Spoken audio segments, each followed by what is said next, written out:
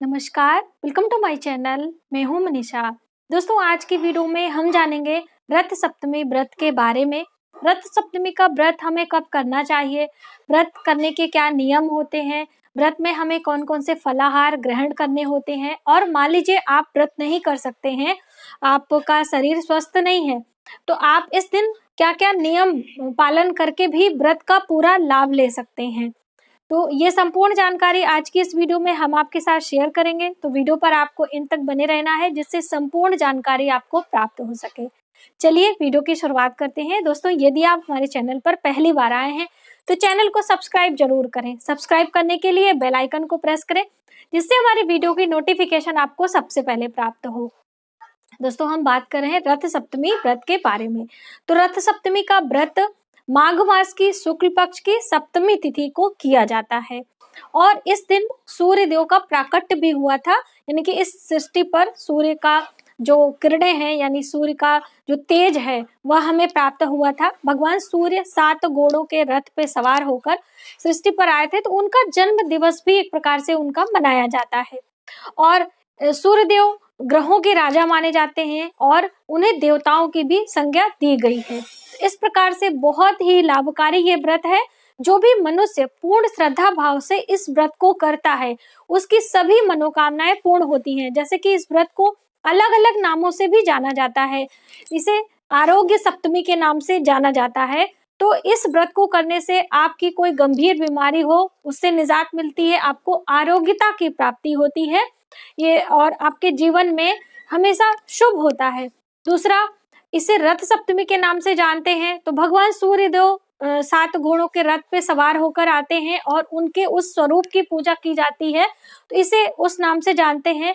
वहीं पर इसे संतान सप्तमी के नाम से जाना जाता है। इस व्रत को करने से हमारे घर में संतान की प्राप्ति होती है, कुल वंश की वृद्धि होती है, हमारे घर में अकाल मृत्यु नहीं होती है। तो इसलिए इस व्रत को संतान सप्तमी के नाम से भी जाना जाता है। और जैसे कि इस दिन जो हम दान पुण्य करते हैं, वो साधु सन्यासियों को किया जाता है, तो इसे अचला सप्तमी के नाम से जाना जाता है। इस दिन अचला दान करने का बहुत महत्व है। और दोस्तों, वहीं पर ये व्रत यदि रविवार के दिन, यानी वार के हिसाब से हम देखते हैं, तो सूर्य देव का जो वार होता है वह रविवार का होता है। और यदि रविवार के दिन ये सप्तमी तिथि पड़ जाती है, तो इसे भानु सप्तमी के नाम से जाना जाता है। भानु भगवान सूर्य का पर्यायवाची शब्द है, तो भानु सप्तमी के नाम से भी विख्यात है। तो अलग अलग नामों से अलग अलग महिमा के कारण इन व्रत को किया जाता है, बहुत ही लाभकारी होता है। अब इस व्रत को करने के क्या क्या नियम है और कैसे पूजा करते हैं, वह हम जानते हैं। दोस्तों, इस व्रत को करने के लिए, जैसे मैंने आपको बताया कि माघ मास की शुक्ल पक्ष की सप्तमी तिथि को किया जाता है, तो इस बार वर्ष 2021 में यह व्रत 19 तारीख को किया जाएगा, यानी 19 फरवरी को यह व्रत मान्य हो रहा है। वैसे तो सप्तमी तिथि प्रारंभ हो जा रही 18 तारीख से ही, लेकिन उस समय सूर्य व्यापनी तिथि नहीं है। जैसे सूर्य का व्रत है, तो जब सूर्य उदय होता रहता है, जो तिथि होती है सूर्य व्यापनी तिथि, उसी को कहा जाता है। तो 19 तारीख को हमें सूर्य व्यापनी तिथि प्राप्त हो रही है, तो उसी दिन यह व्रत करना हमारे लिए ज्यादा शुभकारी होगा। तो इस दिन आप व्रत कर सकते हैं। व्रत करने के नियम है कि आपको इस दिन नमक का त्याग करना होगा। इस व्रत में आपको तेल से बनी चीजों का आहार नहीं ग्रहण करना होगा, घी का जो है प्रयोग करना होता है। और इस दिन वस्त्र में आपको काले रंग के वस्त्र बिल्कुल भी नहीं पहनने हैं, नीले रंग के वस्त्र नहीं पहने जाते हैं। इस दिन चटक रंग, यानी जिस कलर का सूर्य देव का रंग होता है, नारंगी लाल चटक लिए उस वस्त्र को धारण करना होता है। और उसी तरह के आहार हमें लेने होते हैं, उसी तरह के पुष्प, उसी तरह की सामग्रियां पूजन में हमें इस्तेमाल करनी होती हैं। तो इन सभी चीजों का आपको जरूर ध्यान रखना है, तभी उस व्रत का पूरा लाभ आपको मिल पाएगा। तो व्रत कैसे करना है ये भी हम जानते हैं। तो आपको सूर्य नारायण को उस दिन 19 फरवरी के दिन आपको सुबह सवेरे स्नान ध्यान करना है। तो माघ महीना है, तो पवित्र नदियों में स्नान करने का विशेष महत्व होता है। तो यदि आपके घर के आसपास में कोई पवित्र नदियां हो, उसमें स्नान करें, वरना आप अपने घर पे भी पवित्र नदियों के जल को स्नान वाले जल में मिलाएं और स्नान करें। और भगवान सूर्य देव की आराधना में सबसे पहले आपको सूर्य देव को अर्घ देना होता है। तो अर्घ आप कैसे देंगे, वह भी उसकी विधियां जाने।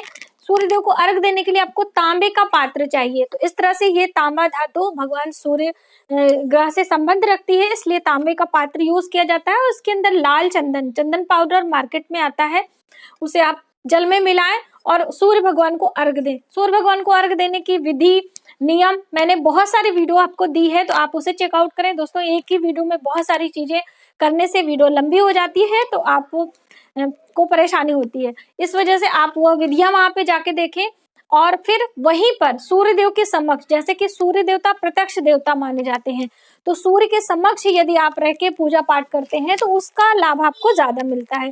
तो जब सूर्य उदय होते हैं तभी आपको उनका जो किरणें होती हैं उसका लाभ आपको अधिक मिलता है और उसी समय पूजन करने का विधान है। तो सूर्योदय का समय आप जो है गूगल से सर्च कर सकते हैं, हम आपको स्क्रीन पर भी लिख के दे देंगे कि 19 फरवरी को सूर्योदय कब हो रहा है। उस समय आप सूर्य के समक्ष बैठे एक लाल रंग का आसन बिछाएं, लाल रंग का वस्त्र आप धारण करें, स्नान करने के बाद सूर्य को अर्घ देने के बाद वहीं पर आपको एक घी का दीपक लगाना चाहिए। धूप दीप सभी चीजें आप लेकर भगवान सूर्य देव की पूजा करें। लाल रंग के पुष्प और लाल रंग से मतलब कोई मिठाइयां आप भोग लगा सकते हैं। यदि आपके पास लाल रंग की मिठाइयां नहीं है तो आप परेशान ना हो, आप गुड़ का भी इस्तेमाल कर सकते हैं, क्योंकि गुड़ का संबंध भी सूर्य ग्रह से होता है। तो इस वजह से आप गुड़ भी आप इस्तेमाल करें भोग में। लेकिन ध्यान रखें कि इस तांबे के बर्तन में आपको गुड़ का इस्तेमाल नहीं करना है, ये हमारे लिए शुभ नहीं होता है। वैसे भी आप वैज्ञानिक दृष्टि से देखें तो तांबे में जो है यदि गुड़ या दूध हम इस्तेमाल करते हैं तो उसमें एक रिएक्शन होता है और वो हितकारी नहीं होता है। तो इस वजह से इसमें मीठा और आपको दूध वगैरह इस्तेमाल नहीं किया जाता है तांबे के पात्र में। इस तरह से आप वहीं पर बैठ के भगवान सूर्य देव के मंत्रों का जप करें। तो सूर्य देव के मंत्र जो है आप उनके 12 नामों को ले सकते हैं, 21 नाम है, 101 नाम है, तो अलग अलग नामों से, या फिर सूर्य गायत्री मंत्र होता है, स्क्रीन पर हम लिख दे रहे हैं, वो आप ले लें, या गायत्री मंत्र का भी जप कर सकते हैं, वह भी बहुत ही फलदायी होता है। और यदि आप कोई पाठ करना चाहते हैं तो आप आदित्य हृदय स्तोत्र का पाठ करें, बहुत लाभकारी होता है। ये है उसकी पुस्तक। आप सूर्य भगवान के समक्ष यदि आदित्य हृदय स्तोत्र का पाठ करते हैं तो भी अपने आप में बहुत लाभकारी होता है। यदि आप मान सम्मान की प्राप्ति चाहते हैं, आप सरकारी नौकरी चाहते हैं, यदि आप चाहते हैं कि कोई कंपटीशन वगैरह आप जो है कंप्लीट कर पाए, तो ये आदित्य हृदय स्तोत्र का पाठ आपके लिए बहुत ही लाभकारी होगा। ऐसी मान्यता है कि भगवान श्री राम रावण यानी कि इससे युद्ध करने के लिए, लंका पर विजय प्राप्त करने के लिए उसके पहले आदित्य हृदय स्तोत्र का पाठ किया था। और भी विशेष कार्यों में बहुत ज्यादा ये बहुचर्चित है। भविष्य पुराण में हमें इसका वर्णन मिलता है और इस जो रथ सप्तमी के कथा का बखान भी मिलता है। और ऐसी भी मान्यता है कि भगवान श्री कृष्ण ने अपने पुत्र को सर्वप्रथम इस व्रत को करने की सलाह दी थी आरोग्यता के लिए, क्योंकि जो भगवान श्री कृष्ण के पुत्र शांब थे वो बहुत ही सुंदर और उन्हें अपने यौवन और सुंदरता पर काफी घमंड था, और जिसके कारण उन्होंने एक बार दुर्वासा ऋषि का उपहास कर दिया था। और इसी के कारण दुर्वासा ऋषि ने क्रोध में आकर उन्हें श्राप दे दिया था, जिसके कारण उन्हें कुष्ठ रोग हो गया था। और इस कुष्ठ रोग के कारण वह कहीं घर से आना जाना उनका नहीं होता था, वो बहुत दुखी हो गए थे और प्रायश्चित के लिए अपने पिता भगवान श्री कृष्ण के पास गए। तब भगवान कृष्ण ने उन्हें इस व्रत करने की सलाह दी थी, रथ सप्तमी व्रत का, और उन्होंने पूर्ण श्रद्धा से, नियम से इस व्रत को किया और काफी लाभ हुआ और उनके शरीर का जितना भी रोग था वह स्वतः ही शांत हो गया। सूर्य देव की कृपा हुई। दोस्तों यदि आपको आदित्य हृदय स्तोत्र का पुस्तक अभी नहीं है, आप सूर्य चालीसा भी पढ़ सकते हैं। इस तरह से संग्रह जो है चालीसा होती है, इसमें बहुत सारे चालीसा दिए गए होते हैं, आप इसे खरीद के जरूर रखें। और इसमें ये सूर्य चालीसा है और इसमें भगवान सूर्य के 12 नामों का बखान पहले ही पृष्ठ में है। आप इस तरह से करें, बहुत ही लाभकारी होता है। ध्यान पूर्वक आप यह करेंगे तो आपको बहुत लाभ मिलता है। करने के लिए आप कौन सी माला लेंगे वो भी समझे। तो ये रुद्राक्ष की माला आप ले सकते हैं या फिर लाल चंदन की माला, जो भी माला आपके पास अवेलेबल हो आप ले सकते हैं। लेकिन दोस्तों आपको हमेशा माला गौमुखी में जपना चाहिए। ये इस तरह की गौमुखी होती है, इसे हमने स्वयं अपने हाथों से बनाया है और इसमें हम अपने माला को रख देते हैं, क्योंकि माला कभी भी इस तरह से जपना नहीं चाहिए खुले में, और ये इसमें रहती है और अपने आप इस तरह से जपते रहना चाहिए। तो माला कैसे जप करना होता है, क्या नियम है, इसके लिए मैंने आपको एक सेपरेट वीडियो दी है, आप वहां पर देखें। लेकिन ध्यान रखें कि जो ये सुमेरु होता है, ये देखिए इस तरह से सभी माला में लगा होता है, और जब हम इस तरह से माला जपते हैं मिडिल फिंगर में रखा जाता है, और ये जो हमारा थंब होता है अंगूठा, इसी से मनका को एक एक मनका नीचे करते हैं और इस तरह से माला जपते हैं। और इस सुमेरु को यानी कि जब आपका माला कंप्लीट हो जाता है तो जब ये लास्ट में इधर आएगा तो इसे क्रॉस नहीं करना चाहिए। इस तरह से अपने माला को इस तरह से पलट लें और उसके बाद फिर इस तरह आगे करते हुए आपको सुमेरु को नीचे करते हुए माला का जप करना होता है। डिटेल में आप वहां से देख सकते हैं, लिंक हम डिस्क्रिप्शन में दे देंगे।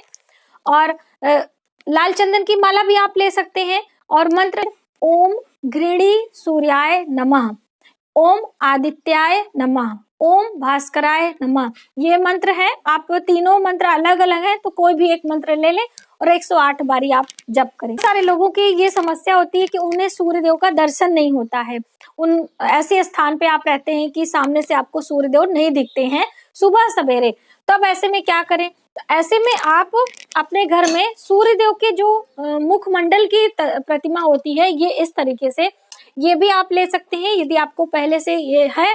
और नहीं तो जो राम दरबार की प्रतिमा होती है, जहाँ पे भगवान श्री राम का दरबार लगता है, वहां भी ये प्रतिमा जरूर बनी होती है, तो आप उस प्रतिमा को भी रख सकते हैं, क्योंकि जो भगवान श्री राम है वो सूर्यवंशी हैं, तो उनकी भी पूजा, और उसके साथ में वहां पे सूर्यदेव की प्रतिमा बनी होती है, वहां पे भी आप पूजन अर्चन कर सकते हैं। कहने का अर्थ है कि बहुत आप परेशान ना हो, इस तरह से भी पूजा करके आप उस व्रत का लाभ ले सकते हैं। या फिर आपके पास सूर्यदेव की जो 7 घोड़ों वाली तस्वीर है वह है, तो वो भी आप ले सकते हैं, गूगल से डाउनलोड कर सकते हैं, प्रिंट आउट करा सकते हैं, कैसे भी करके आप आराधना करें। और भगवान सूर्य के व्रत में आपको नमक त्याग करना होता है, ये सबसे जरूरी होता है। मीठा आहार लेना होता है। दिन भर आप व्रत करें जल और फल लेते हुए। फल किसी भी प्रकार का आप खा सकते हैं, जो भी फल आपके पास अवेलेबल हो। और रात्रि के समय एक समय आपको भोजन करना होता है मीठा आहार। सूर्य ग्रह से संबंध रखते हैं गेहूं, तो गेहूं को आपको किसी भी प्रकार से पकाना, यानी कि आप उसकी पूरी, पराठा या फिर दलिया, सिवैया, ये सभी मीठा आहार में आती हैं। एक आहार आपको ग्रहण करना है। और दोस्तों इस दिन अचला दान करने का बहुत महत्व है। तो अचला दान कैसे किया जाता है, ये एक प्रकार का उपाय भी है। यदि आप व्रत नहीं भी रह सकते हैं तो ये अचला दान करके भी इस दिन का लाभ ले सकते हैं।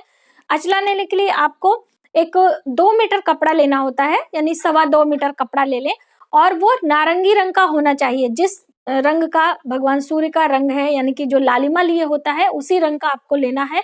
और उसके ऊपर आपको 5 प्रकार के फल रखने हैं। 5 प्रकार के फलों में कोई भी फल हो सकता है, तो आप उसे ले लें और उस पर कुछ दक्षिणा रखकर किसी सन्यासी ब्राह्मण को, जो सन्यासी होते हैं, साधु सन्यासी, अभी जैसे प्रयागराज में माघ मेले का आयोजन होता है, वहां पे तो बहुत सारे सन्यासी मिल जाते हैं, तो वहां पे उन सन्यासियों को ये अचला दान किया जाता है, बहुत ही लाभकारी होता है। तो इस दिन रथ सप्तमी वाले दिन अचला दान करने का महत्व है, तो आप यदि कर सकते हैं तो करें, वरना आप किसी मंदिर में भी 5 प्रकार के फल, 5 प्रकार की मिठाइयाँ, 5 गिनती का बहुत महत्व होता है। कभी हम आपको इसके ऊपर वीडियो बना के देंगे कि 5 गिनती का कितना महत्व है हमारे हिंदू सनातन धर्म में। तो आप इस तरह से करें और इस व्रत का पूरा लाभ उठाएं। तो आज की वीडियो में बस इतना ही। यदि हमारी जानकारी आपको थोड़ी सी भी हेल्पफुल लगे तो प्लीज हमारी वीडियो को लाइक करें, शेयर करें, सब्सक्राइब जरूर करें न्यू वीडियोस के लिए। Thank you.